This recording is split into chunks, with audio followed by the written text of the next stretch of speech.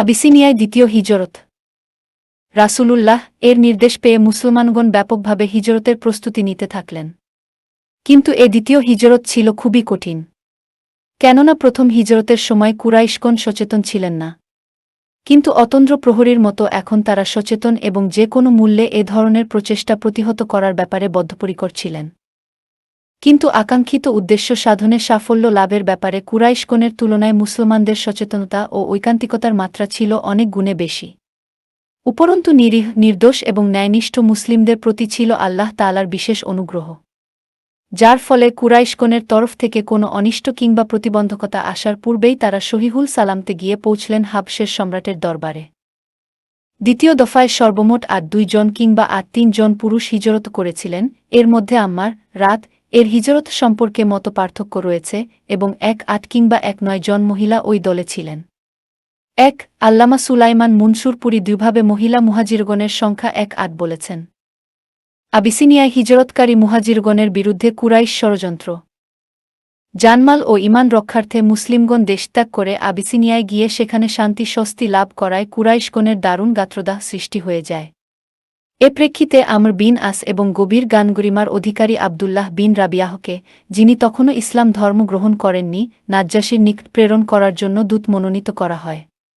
তারপর সম্রাট নাজ্জাশী এবং বেতরিকগণের, খ্রিস্টান ও অগ্নিপূজকদের পুরোহিত জন্য বহু মূল্যবান উপঢৌকনসহ দূতদ্বয়কে দৌত্যকর্ম সম্পাদনের উদ্দেশ্যে আবিসিনিয়ায় প্রেরণ করা হয়। আবিসিনিয়ায় পৌঁছে তারা সর্বপ্রথম বেতরিক পুরোহিতগণের দরবারে উপস্থিত হয়ে উপঢৌকন প্রদান করেন। তারপর তাদের নিকট সেই সকল বিবরণ ও প্রমাণাদি উপস্থাপন করেন যার ভিত্তিতে তারা মুসলিমগণকে হাবশ হতে বাহির করার উদ্যোগ নিয়েছিল। যদি সেই সকল বিবরণ ও প্রমাণাদির তেমন কোনো ভিত্তিই ছিল না, তবুও উপঢৌকনের সুবাদে বেতরিকগণ, পাদ্রীগণ এ ব্যাপারে একমত হলেন যে মুসলিমগণকে হাবশ হতে বহিষ্কার করার ব্যাপারে সম্রাট নাজ্জাশীকে তারা পরামর্শ দিবেন। বেতরিকগণের নিকট থেকে সহযোগিতা লাভের আশ্বাস পেয়ে কুরাইশ দূতেরা সম্রাট নাজ্জাশীর দরবারে উপস্থিত হয়ে উপঢৌকন প্রদান করে আর্জি পেশ করেন। তাদের আর্জির বিবরণ হচ্ছে এরূপ: হে মহামান্য সম্রাট, আমাদের দেশের কিছু সংখ্যক অবোধ ও অর্বাচীন যুবক আমাদের দেশ থেকে পলায়ন করে আপনার দেশে আশ্রয় গ্রহণ করেছেন। তারা তাদের পূর্বপুরুষগণের নিকট থেকে বংশপরম্পরা সূত্রে চলে আসা ধর্মমত পরিত্যাগ করেছে। আপনার দেশে আশ্রয় গ্রহণ করে আপনার ধর্মমত গ্রহণ করেননি। এ হচ্ছে তাদের চরম ধৃষ্টতার পরিচায়ক। শুধু তাই নয়, এরা নাকি একটা নতুন ধর্মমত আবিষ্কার করেছেন। এর চাইতে আজগুবি ব্যাপার আর কি হতে পারে বলুন? আমাদের গোত্রীয় প্রধান এবং গণ্যমান্য ব্যক্তিগণ, এ সকল অর্বাচীনের পিতামাতা, মুরব্বী ও আত্মীয় স্বজনগণ তাদেরকে স্বদেশে ফেরত পাঠানোর অনুরোধ জানিয়ে আমাদের দুজনকে দূত হিসেবে দরবারে প্রেরণ করেছেন। আপনি অনুগ্রহ করে আমাদের সঙ্গে ওদের ফেরত পাঠানোর ব্যবস্থা করুন। আমাদের প্রধানগণ এদের ভালমন্দ সম্পর্কে ভালভাবে বোঝেন এবং তাদের অসন্তোষের কারণ সম্পর্কে ওয়াকেবহাল রয়েছেন। কুরাইশ দূতেরা সম্রাটের নিকট যখন এ আর্জি পেশ করলেন, তখন পুরোহিতগণ বললেন, মহামান্য সম্রাট, এরা উভয়েই খুব যুক্তিসঙ্গত এবং সঠিক কথা বলেছেন। আপনি এদের হাতে ওই দেশত্যাগী যুবকদের সমর্পণ করে দিন। আমাদের মনে হয় এটাই ভালো যে তারা তাদের স্বদেশে ফেরত নিয়ে যান।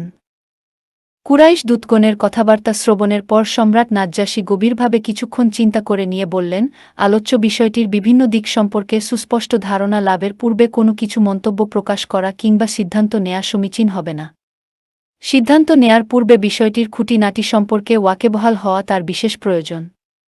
এ প্রেক্ষিতে তার দরবারে উপস্থিত হওয়ার জন্য তিনি মুসলিমদের আহ্বান জানালেন।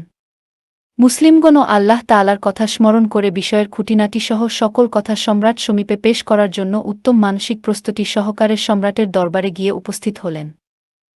সম্রাট নাজ্জাশী তার দরবারে উপস্থিত মুসলিমদের লক্ষ্য করে বললেন, যে ধর্মে দীক্ষিত হওয়ার কারণে যুগ যুগ ধরে পূর্বপুরুষগণের বংশপরম্পরা সূত্রে চলে আসা ধর্ম তোমরা পরিত্যাগ করেছ এবং এমনকি আমাদের দেশে আশ্রিত হয়েও তোমরা আমাদের ধর্মের প্রতি সম্পূর্ণ উদাসীন রয়েছে, সে ধর্মটি কোন ধর্ম? প্রত্যুত্তরে মুসলিমদের মনোনীত মুখপাত্র হিসেবে জাফর বিন আবু তালিব অকপটে বলে চললেন, হে সম্রাট, আমরা ছিলাম অজ্ঞতা, অশ্লীলতা ও অনাচারের অন্ধকারে নিমজ্জিত দুষ্কর্মশীল এক জাতি।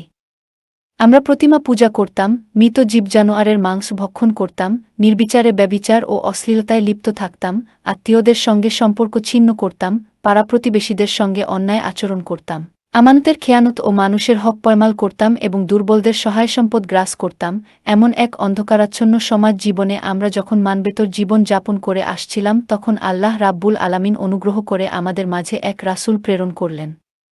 তার বংশমর্যাদা, সততা, সহনশীলতা, সংযমশীলতা, ন্যায়নিষ্ঠা, পরোপকারিতা ইত্যাদি গুণাবলী এবং চারিত্রিক বৈশিষ্ট্য সম্পর্কে পূর্ব থেকেই আমরা অবহিত ছিলাম।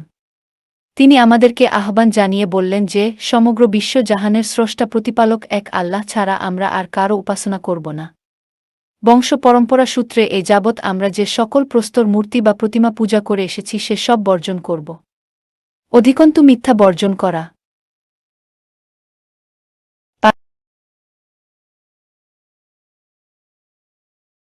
পাড়া প্রতিবেশীগণের সাথে সদ্ব্যবহার করা, অশ্লীল অবৈধ কাজকর্ম থেকে বিরত থাকা এবং রক্তপাত পরিহার করে চলার জন্য নির্দেশ প্রদান করেন।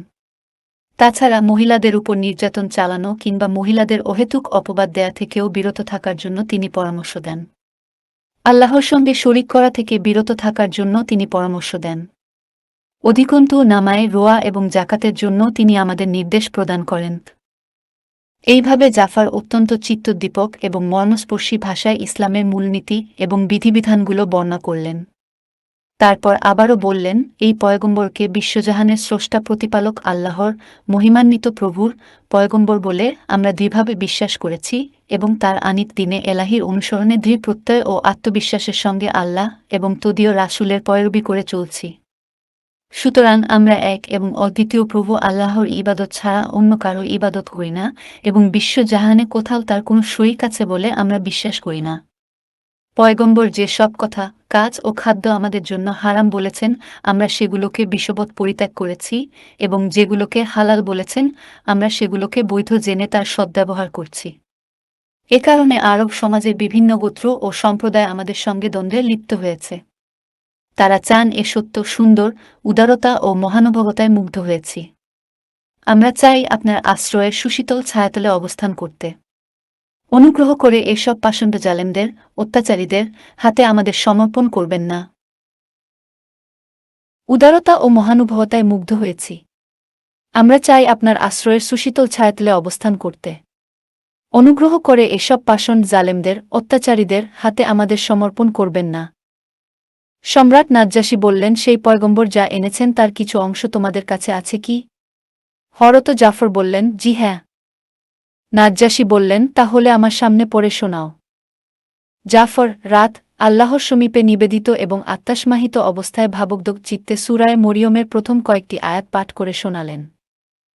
নাজ্জাশী এতই মুগ্ধ হলেন যে তার চক্ষুদ্বয় হতে অশ্রুধারা প্রবাহিত হয়ে দাড়ি ভিজে গেল।